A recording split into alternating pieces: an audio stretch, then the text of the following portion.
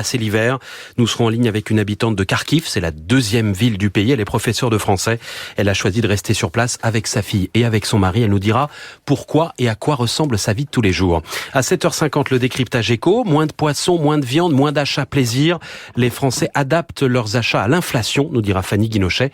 Et puis, l'édito politique, Renaud Dely. Vers une sortie de crise dans les raffineries, la stratégie du gouvernement a-t-elle fini par payer ? 8h moins 20, le fil info tout d'abord. Maureen Suignard. Quelle solution pour faire baisser les prix de l'énergie ? Les dirigeants des 27 pays de l'Union européenne se réunissent aujourd'hui à Bruxelles. La Commission a déjà proposé des achats de gaz groupés. 15 pays, dont la France, appellent à un plafonnement des prix, mais d'autres sont opposés, en particulier l'Allemagne. En France, 2 sites encore en grève chez Total Énergie, à Gonfreville et Fézin, mouvement suspendu partout ailleurs. Alors que les vacances de la Toussaint approchent, 20% des stations françaises sont toujours à sec d'au moins un carburant.